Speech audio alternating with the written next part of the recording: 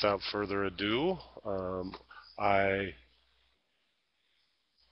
to turn this over to Andrew and take it away, Andrew. Andrew Ryan is the moderator for this session, and he's the one who suggested we talk about facing the center with Harry Denny. So, Andrew, go ahead.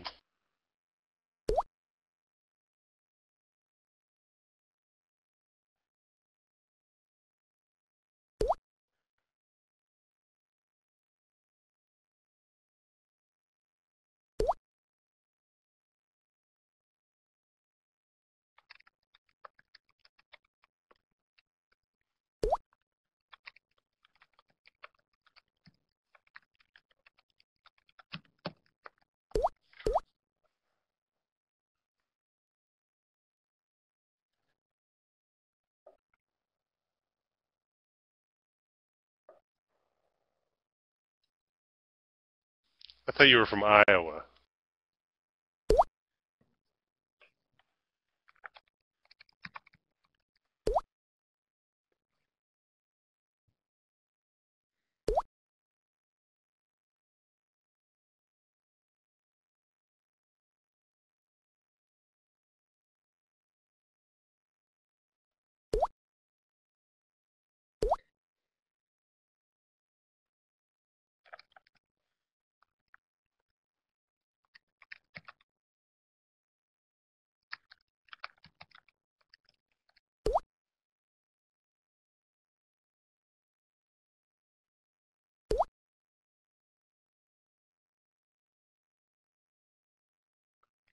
Yeah, that's pretty good, Andrew.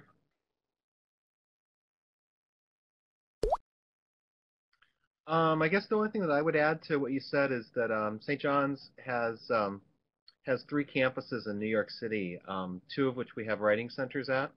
I'm actually hiding out in my office at the Queens campus because it's a little bit crazy and loud out there right now. I sent Clint a picture of us earlier, and I couldn't figure out how to upload it. Um, but it's in I'd say our last 5, 6 days of the semester here before finals, so it is bustling out there like Grand Central Station. We also have a writing center over at the Staten Island campus, which is another. It's not quite as city as the Queens campus is, but it's up on the top of a hill that looks out over all of New York Harbor and both the inner and the outer harbors. And then we have a third campus in Manhattan that we primarily service through online sessions and whatnot. And that campus is about 2 blocks from what's now known as Ground Zero. Um, an interesting fact: we got that campus about 2 weeks before 9/11 happened. So it's always been kind of connected to that space and that identity. But beyond the three New York City campuses, we also have campuses in Rome and Paris that we do tutoring with online through Writing Center Online. So we have um, campuses all over the place, and it's kind of cool. I'm trying to keep one eye talking and one eye looking at Andrew. Virtual Andrew.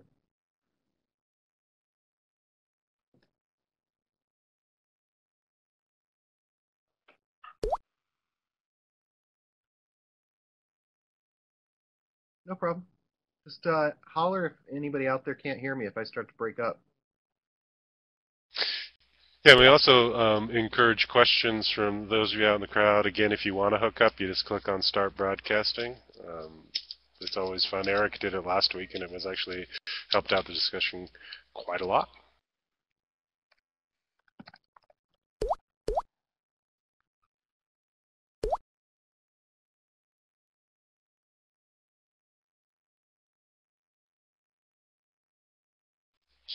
And hopefully, I'll read the questions aloud to for folks.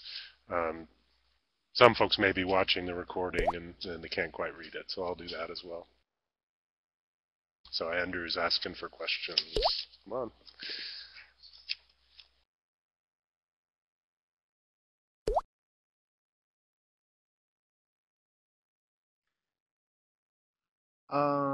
I'm not sure where I would begin. Do you want me to tell you kind of what spurred the idea of doing Facing the Center? That's actually one of the questions I was going to ask, so there you go. Cool.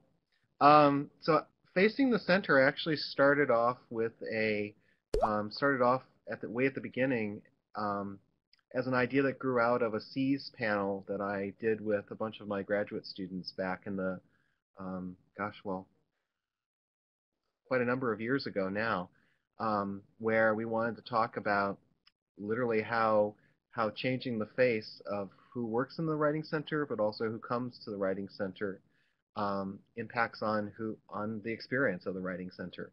I had always worked at pretty culturally and racially diverse writing centers, but moving around the region, particularly the Northeast region, I realized quickly that my experiences with writing centers, being these culturally and linguistically diverse environments, wasn't something that a lot of people shared throughout, at least throughout the Northeast, but I suspect throughout the country that writing centers can be often very monolingual, but also monocultural in a lot of ways. So my panel back in the day was different people who had come to be a face or a person in the writing center, who we don't often, at least at that time, see in a lot of the discussions at writing center conferences or at C's. So particularly students of color, people with multilingual backgrounds, people dealing with issues of sexuality and whatnot. Um, so that began the book, and I began to really think about um, how we need to think about what sort of face that we put forward as a writing center, and almost anything related to that. I was also, I think if you've read the book, I was really influenced by Kenji Yoshino, who is now, he was at the time at Yale, but he's now at NYU. He's a law professor who wrote a really good book called Covering, which was really thinking about issues of racial and sexual covering, and how and to what degree we perform our identities, how legible they are, and how for some of us our identities kind of precede us, whereas some of us have to in some ways invoke our identity. And I began to realize that that was a metaphor that happened all the time in the writing center. So so that's sort of the backstory with it. Andrew is asking to explore what it means, what the whole notion of face entails in the context of the book. A lot of it goes back to Goffman in some ways. As some of you may know, I am a closet sociologist. So my earlier life was in sociology and cultural studies, not actually in English. Um, so one of the early sociologists that I studied was also in communications is Goffman and Goffman's notion of face, and face being something that we can manage and construct. Um, and so face, I think, is really critical to me because in sessions, we're always, in some ways, as either consultants or clients slash students, or the people who come to collaborate with us, are always forced in some ways to present a face, that we are always presenting face in sessions. Um, whether we're negotiating that expert versus novice sort of dynamic, or whether you're sitting down meeting with a meeting with a student or meeting with a client, and both of you have to kind of get a feel for one another. That all of that face work is constantly happening. When we do tutor training, at the St. John's writing centers, but also Stony Brook before I was here, we were always talking about how critical that first part of a session is, where the writer and the consultant first meet each other and are really interacting and trying to get a sense of one another. That's all about face and self presentation and you name it. And I think that that's pretty powerful. I always think that when a student or a client comes in to work with us, that's a pretty vulnerable position to be in. To to offer yourself up for dialogue and collaboration is in some ways, I think, a moment that we always just want to really think about and consider. So face is always, I think, present in a session. The other thing that I wanted to think about in terms of face was also the identities that aren't always legible, and how do we create a face for ourselves. I think of people having to think about a kind of economic class face. So what's the face of being working class versus middle class versus wealthy? What's that look and how does it play out in sessions? What's it like to be a first generation student or an immigrant student? What's it like to be a student whose identity is in a lot of ways determined by gender and sexuality? Um, is that is that face legible, or is that something that we have to negotiate in the session? Um, so in a lot of ways, I think face and the negotiation of face is ubiquitous to writing centers. And then, I think one thing that I end the book with is how we, as a profession, as a writing center community, have a face. And we want to ask ourselves, what kind of face are we presenting to the world? Is it one that's always compliant and obedient to comp studies or English studies or higher ed? Or is it a face that's always sort of oppositional? Or is it a face that's subversive? And so that sort of tripartite assimilation versus opposition versus subversion is, I think, another sort of theme that I repeat over and over and over in the book to get us to think about, you know, what choices do we make and what are the implications of those choices. Anytime.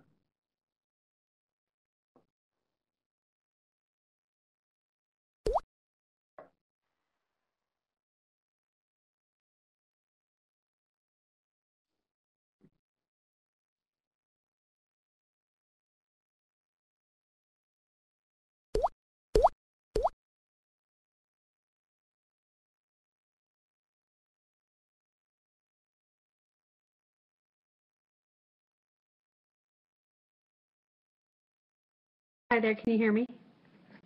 Sound good. I was trying to type and I had too many incorrect spellings.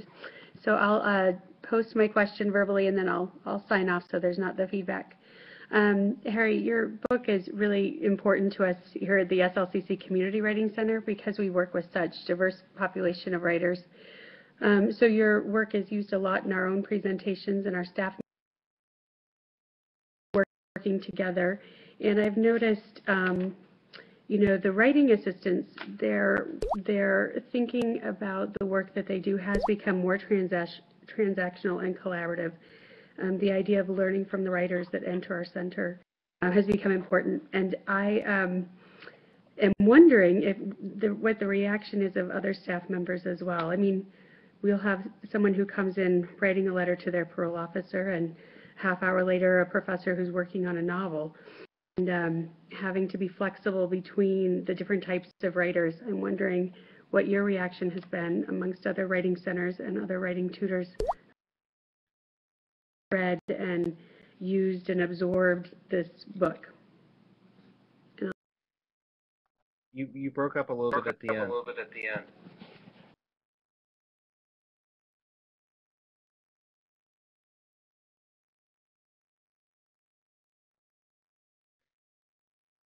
I think Andrea was asking about how it's been taken up in other places, and you know that's one of the interesting things about putting a book out like this is that you don't often get a whole lot of feedback that's outside of reviews. So what's been nice is at conferences, um, I hear from other writing centers that are really thinking about the intersection of sexuality, of race, and of class. And that's been, I think, important for people to begin to think about. But I think I think it's gratifying to hear that people in a space like yours are taking it up because I'm constantly talking about your space as kind of a inspiration for anything that we do out beyond the conventional space of our writing center. And I think that's you know if there's anything that I'm most proud of is that as a field, as a profession, we're really good at riffing off of one another, and we have to have the kind of collaboration and kind of conversations that Clinton's having here happen more often. But I'm really struck by how it's the I don't know that the book answers all the questions that need to be addressed, but what's nice is that I'm hearing that people are having really good conversations about these issues intersecting with different ways identity happens. But it sort of goes back to the whole notion that I also find inspirational looking at the Everyday Writing Center and how people are reading chapters in my book alongside the trickster chapter or the critical race chapter in the Everyday Writing Center. I also think that I haven't heard people talking about this just yet, but I think there's some really good chapters in Karen and Laura Greenfield's book. Yep, that I think are going to be just amazing, as Clint's showing right there. That I think are just really nice, to put together and have kind of crosstalk and dialogue with. Yeah, and we talked about our last session was with Karen and Laura, and I'll post when the archive gets up. I'll post that. It was a great discussion. And speaking of the great discussion, Eric was here last time, as I said, and he's got a question for you there. He says, "I'm wondering how much face has to do with discourse generally," and then we'll get to Brandy's next. That I can always depend on Eric to ask a really tough question. I think I think to me, in a lot of ways, it would be really hard for me to separate and discourse and face in a lot of ways because I would see face as sort of a collection of signifiers that are always kind of understood through discourse, that we're always reading and interpreting face. That face is sort of a coding system that's something that's learnable, legible, but also in a lot of ways culturally specific. So how the face that we present the world represents both our repertoire, but also our interlocutors' repertoire. Just last week I was having a conversation with one of my students where, she believed that values can sometimes step outside of a language culture. And I really was pushing her that she thought that language was transcendental, that, words mean one thing across cultures. And I really tried to push her to think about, how language can shift between vernaculars, between cultures, between histories, and whatnot. And so I think, going back to Eric's question, I think that's all tied up in face, but also tied up in our language and our culture. And I'm not sure that we can break them apart in a lot of ways. But I don't think that one face is, stands in, can be, unifiable in any particular way. If that makes any sense.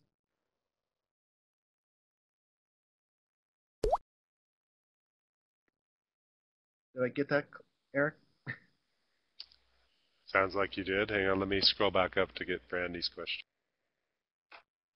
She had a tough one too. That was a Yeah, three-liner. Brandy. Yeah, these are awesome questions. How do you feel face is complicated by the center's position within the institution and the consultants' need to negotiate their own identity and the way that they must represent the institution? That is a very good question. Very cool. That's a hard one. I think that if you could see outside my office door, you would see a writing center that is very privileged and very well positioned at a university, and in a lot of ways represents an institutional valuing of that center. But I never forget that most writing centers don't have this experience. And the story I always like to tell is, my years out at Stony Brook, where we were sited in a building while our original building was being renovated in this very open space.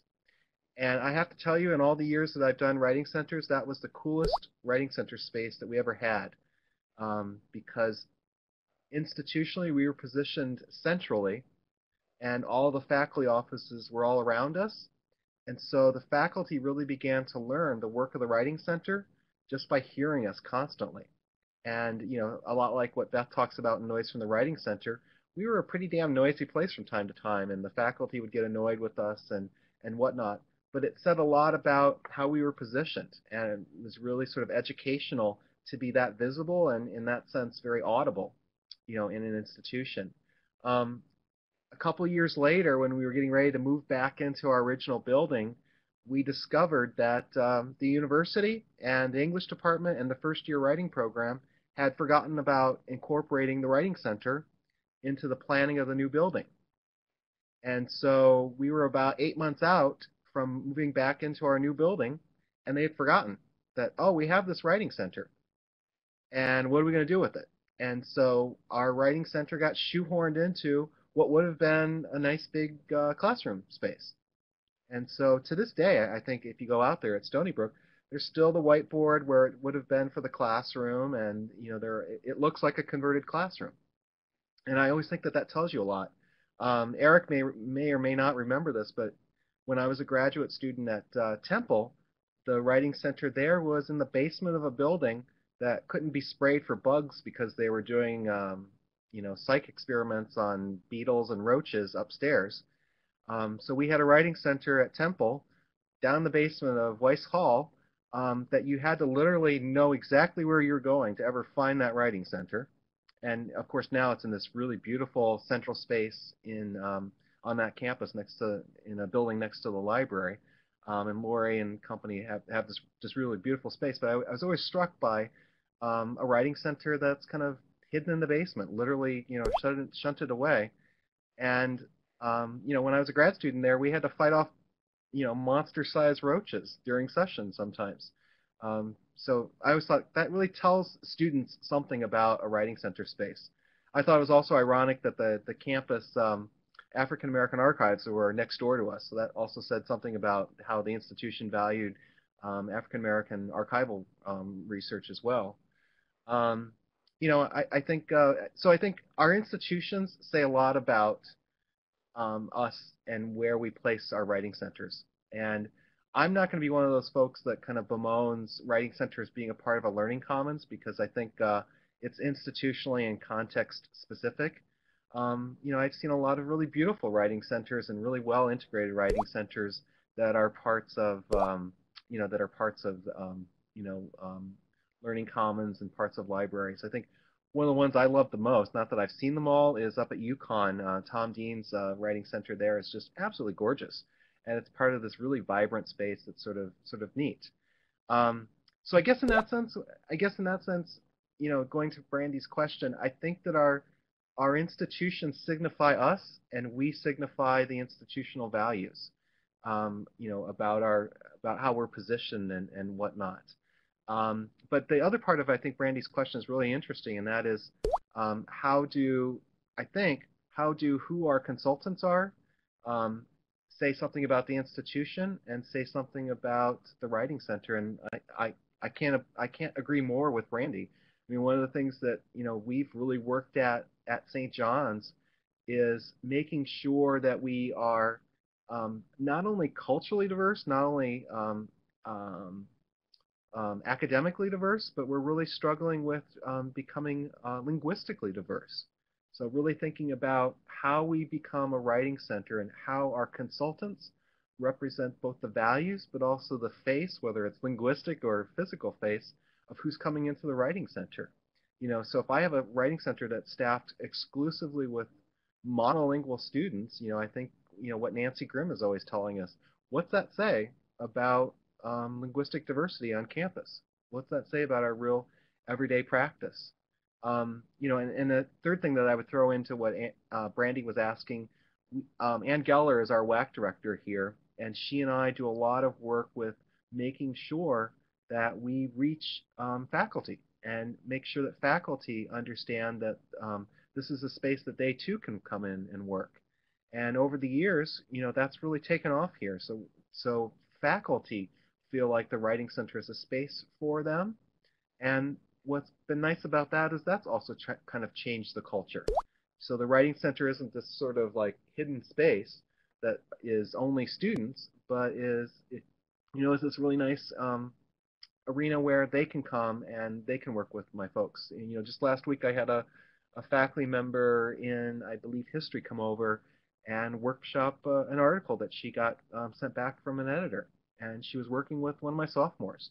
And what I love about that is there's like no distinction between status and age and whatnot. That she saw that she too could be part of this community that seeks out support, and the consultant was really cool that he wasn't going to be kind of cowed by here's this junior professor that wants to work with me, if that makes any sense. Yeah, I like what Kirsten just said, that it's a permeable space. I think that's beautiful. Yeah, and Kirsten also has a question there. So maybe part of the work of writing center folks is to be in the face of the institution so that we won't be forgotten or hidden. I'll throw the question there. Yeah. I think that's I think that's I love that. I love that notion of not only being but doing face. So face can be both an identity, but it can also be a practice. So getting in one space is, I think, I love that notion. And again, I think that's how we are institutionally positioned. Grants us privilege or grants us marginality in a lot of ways. Ann Geller and I have an article coming out, I think probably late summer and fall, that speaks into that, about how how writing center directors are differentially positioned in the field, and that in some ways has lots of impact on us. There's this, I think, tired debate about whether a writing center director is faculty or staff or some hybrid position. And what Ann and I realized is it really had no material consequences for the individual, whether they were staff or faculty, that their academic lives were pretty much similar. And that it was only the people who were at the research-intensive institutions who, were really under pressure to publish and do those sorts of things. But what was interesting is we're not seeing a whole lot of them. At the big research institutions, those are oftentimes full-time administrator, staffer, or clinical professor positions. So that's something that we might want to think about. Is the ability to get in one space is predicated on one having both the social and political capital to do so, but also the privilege to do so. I think of, would I have been able to get in people's faces the same way that I can now post-tenure, that I could pre-tenure? And, I think of a lot of my friends in the city who direct writing centers who are at-will employees, which means, if you, piss off the university or the college, your contract can be, retired at will in some ways. And then there's a whole other level that I think that we just don't do enough with, that I think Richard Sever at Centenary is doing a wonderful job empowering his students. But that is that students, ironically, in my years of working in writing centers, but also being on university campuses, students have perhaps the greatest amount of power that's untapped, to demand and to push and to cajole the university to change. Of course, universities can oftentimes just wait them out, but hopefully there are tactics and actions that can be responsive in some ways. Yeah, one thing that's interesting, and this is my own question because it comes out of your discussion of how writing centers represent themselves or their face. Writing centers have always, well, not always, but they've been very, what's the right word? Uncomfortable with the phrase remedial or remediation, and don't want to be seen as remedial places. But it's oftentimes that is an essential project of what we do, because there are many struggling writers, particularly at, say, kind of institution I'm at a community college, and to kind of say, well, we don't work with those kind of writers, which a writing center person would never say. They are still kind of saying it by saying we're not remedial spaces, where it's like, well, yeah, we kind of are. It's not the only thing we do, but it is. We do help people who are struggling with their writing, and this sort of goes. It makes me wonder if the ideal writing center is this horribly privileged white space, Yeah. maybe heteronormative even space. It's just this like, oh, it's where all these ideal writers with plume pens come in or something. I don't know. I mean, what are your thoughts on the face of a writing center as this sort of idealized space? Well, I mean, I think ironically, you know, in a lot of ways, I have that idealized space, and that's something that you know, I'm in an odd spot that, a lot of my consultants have no clue how ideal our space is until, we now have a relatively decent graduate student population that's starting to cycle out and into the profession, and they come back and they're like, oh my God, we didn't realize how good we got it. Um, you know, and I think that's tricky. How do we recognize and start to name and make a conversation for our privilege? I think is tricky. It's just about an hour and a half ago, a new doctoral student who's coming in the fall came to visit and take a look at the space. And going to what you just said, Clint, she said, so where are the remedial students?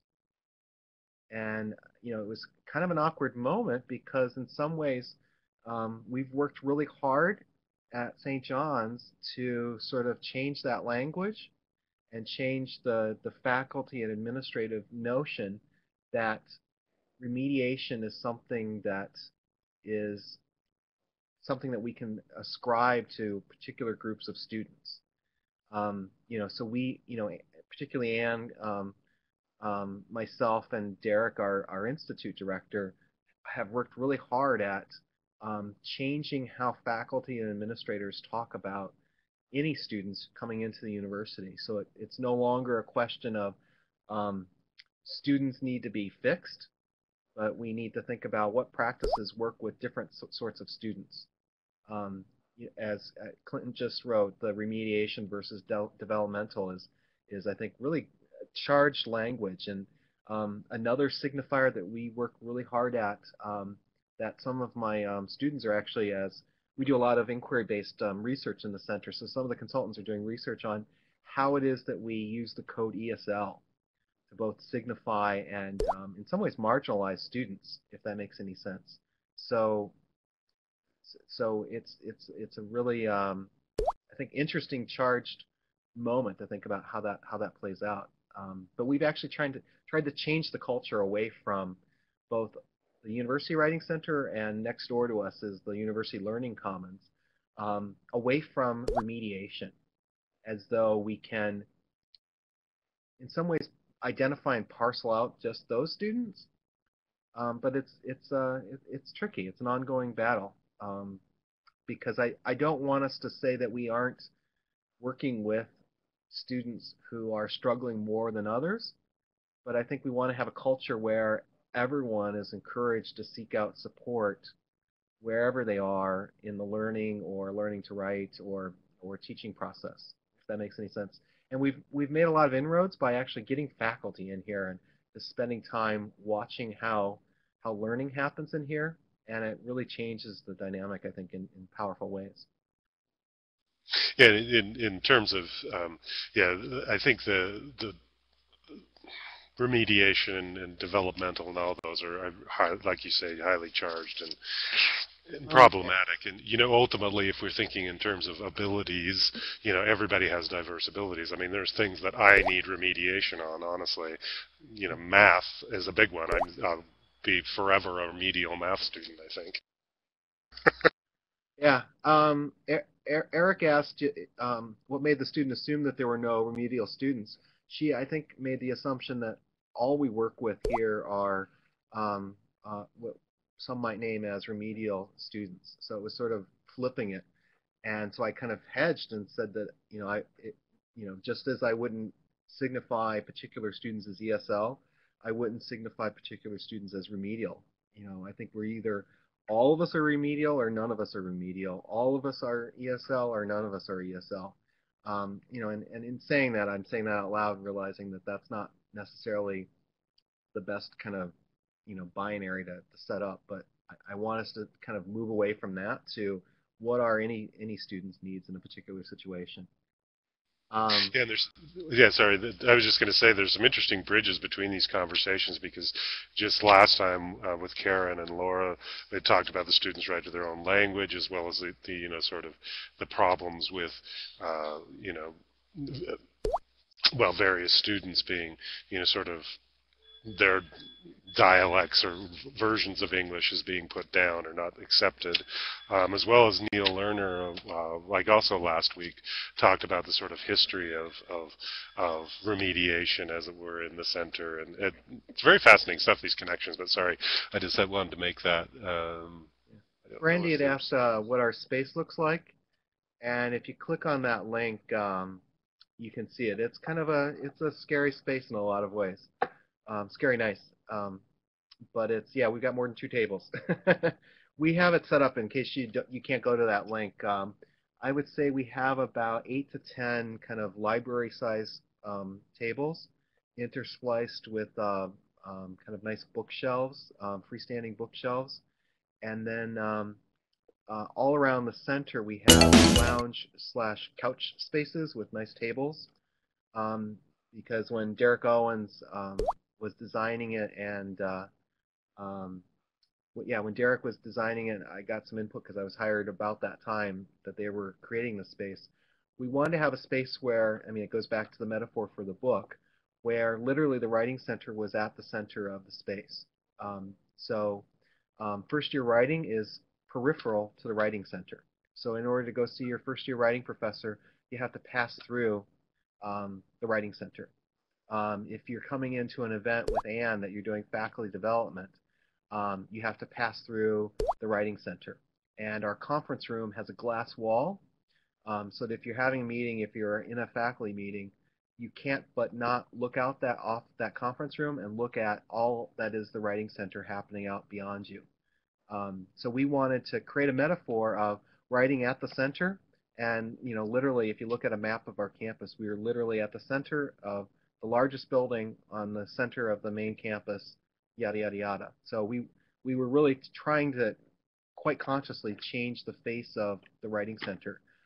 Prior to the institute and the Institute for Writing Studies, of which the writing center is a part, we were a converted classroom in a classroom building. And we are nothing like that now, which is great, but it's also, again, I think that's tremendously privileged. And, yeah, I mean, it's privileged. There's no beating the bushes around it. Yeah, and it's interesting too in terms of writing centers and positions is that again at a community college I think we actually have a much easier time of it. I've never been stuffed into a basement, and in fact I've never seen a writing center at a community college that was stuffed in a basement and hidden away. I don't know, maybe it's just the overall attitude towards the work we do that maybe is a little bit different than at Research One institutions where I know those struggles go on and on. Let's see, do we have more questions? Yeah, go ahead. Go ahead, Harry. No, I'm just scrolling back up to see if there's someone before. I want to make sure we got. Don't want to miss anybody's question. Was Andrew's the last one? I think so. Andrew, you asked about the relationship between space and identity politics, and I just have to tell you, in all my years of academic work, I've always been really influenced by Benedict Anderson and imagined communities, and so I can't ever think of a space that isn't always kind of totally implicated in identity politics. I'm acutely aware of how a space can be safe or not space for people whose identities aren't legible. But I'm also very acutely aware of people whose identities are legible, how we make that space feel comfortable to them. Just in the last year or so, one of my Latina graduate students is really pushing us to think about why don't we see more Latino bodies in the writing center, when we know that 13 to 20% of the student population comes from any of the any of the numerous Latino communities in New York City, why weren't we seeing more of those students, and why weren't we seeing more of those students as consultants, as staff in the Writing Center? And so that's really pushed us to again get back to thinking about how we always have to constantly interrogate ourselves about what is our space doing, what is our space inviting, and you know, and I think that's critical. I'm always really critical of how do we make assumptions about people's gender identities and people's sexual identities, and particularly at a Catholic institution, how do we continue to keep addressing that in ways that acknowledge that there are differences around faith? And I think that's a tricky thing that we have to keep pushing for. But we have lots of queer people on staff, queer people that know who they are, and queer people who are still becoming who they are going to be. And I want to make sure that that space is respectful of them. But I also think on the flip side that we have a lot of clients that are coming in dealing with issues of sexuality. So all those spaces and all those identities are constantly, I think, intersecting, and it's those of us who are in a lot of ways the unmarked bodies have a unique obligation to keep asking those questions. So it shouldn't be the person of color who is always raising the issue, but in conjunction with or in collaboration with, it has to be those of us who are privileged, those of us who um, find the space easy. If the space is easy for us, I always want to think about, gosh, I bet that space isn't easy for other folks. I think Clint made the point earlier about issues of disability. We had a very embarrassing moment at our we had the regional conference here at St. John's last year, and we didn't factor in to the conference where we held our keynote space wasn't the most accessible space. So we had to bring a kid in who was in a wheelchair through this like crazy route just so he could participate in the talk, and that wasn't good. And that's the sort of thing that those of us who are um, have physical ability that's privileged wouldn't necessarily think about because it's safe for us. And I think about how that plays out in any number of ways. So we can't ever have a completely safe space, but we have to keep pushing for notions of safer spaces.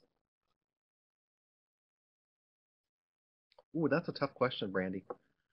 Can you talk some about what you do to create slash define your center community? Um, Contrary to my current performance, I try and shut up as much as I can and let the not even let, not permit, but create occasions for the Writing Center to create its own community. We have any number of ways that can play out, whether it's um, really encouraging the staff to make this feel like it's a home to them.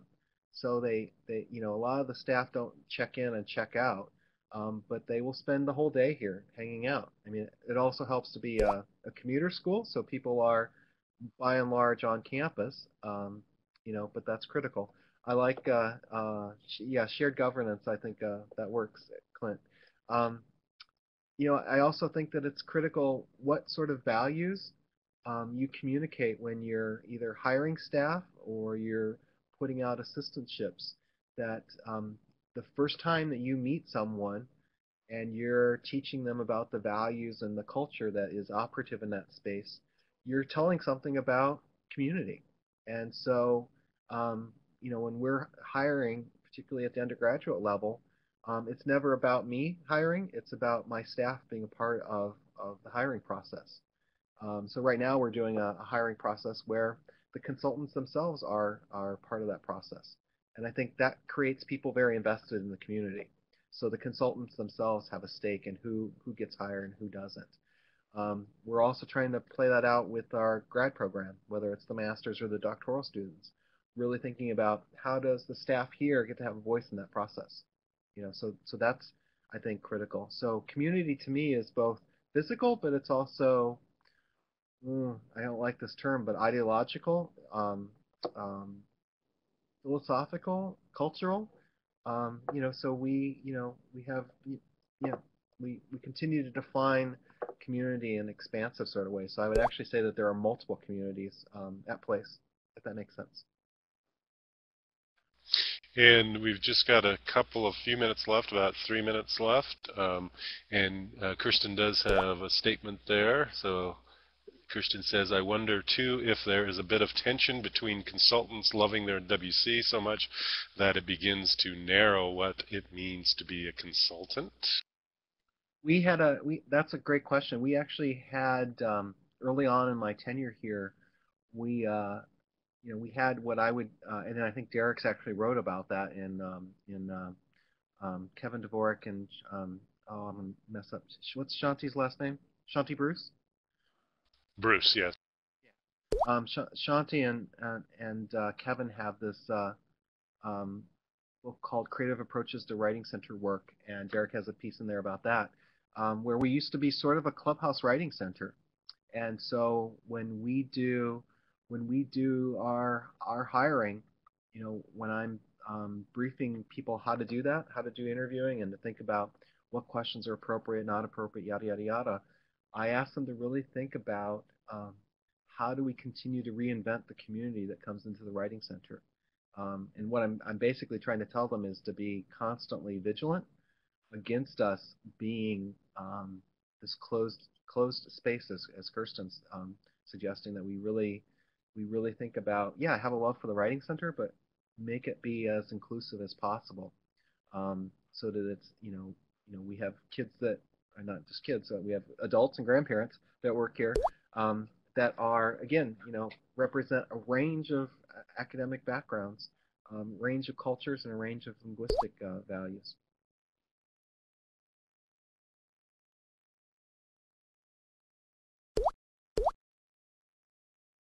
Yeah, I like that. Reinventing, co-creating. That's beautiful.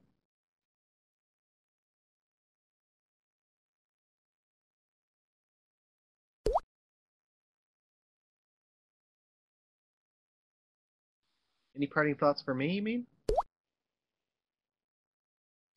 I'm thinking under fluorescent light that I really need to invest in some eyeliner and eyeshadow pencil. You just need to get one of these really slick microphones. Yeah, I I'm feeling very albino today for some reason. I think that the thing that I will close us with is I mean, one of the things that we're working on now as a center is, I have this very sort of critical, interpretive, speculative, theory-driven, facing the center book, but we're trying to think about how do we start to do research that's more empirical and analytical, and but also collaborative. So I think the next stage of what I'm seeing happen here around this this work is getting consultants involved with practitioner-based inquiry. So I have some students who are studying the politics, the identity politics of multilingualism as a writing center. We have some consultants that are doing content analysis of online chats to think about, what are the dynamics and how do we play out the dynamics of rapport building face to face versus online. So I think a lot of the stuff that I write about, I think really plays out really well, with empirical research, and to get people to do kind of cross-institutional stuff. That's the big thing that I'm pushing in the Northeast right now, is to think about, not how St. John's can be all that for everybody else, but how we can work together to give a voice and collaborate with people who aren't at institutions like St. John's. What's it like to be a consultant at a 2-year? What's it like to be a consultant at a small liberal arts? And where are those points of connection? But also, where do we part from one another? And where are we publishing all that sort of stuff? So I think that's really critical. I think that we also have to begin spending a lot of time thinking about how it is that, aside from writing books, that we really dedicate ourselves to changing the face of what our field is about. I still have consultants and myself who go to a NCPTW or an IWCA or a SEAS and say I'm glad that I'm part of a vanguard of the other becoming present, but man, there needs to be more black bodies, there needs to be more brown bodies, and I think we all have to do more about changing the profession. We can't just wait for, it to happen. We have to be mentoring undergrads to come up in the profession. We have to be mentoring graduate students to become part of the professorate. And we have to be mentoring professors, and we have to be, mentoring administrators. And, one of the things that, I'm always really struck by when I look at my colleagues in the field is, how important people like Clint are out there, making change happen um, in our professional associations. I think, you know, people like Clint and people like Andrew and people like Michelle Udici, and I mean, there's all the speakers that you've had over this last month, I think are doing kind of everyday activism that we should be really proud of. And that should be something that we should all dedicate ourselves to, is how do we make change happen um, in both the local context but also in our professional context?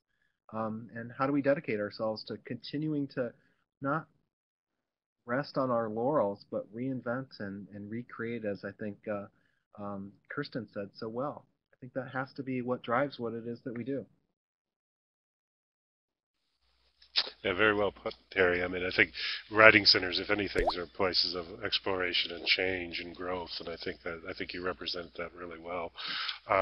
Been talking today about facing the center toward an identity politics one-to-one mentoring with Harry Denny.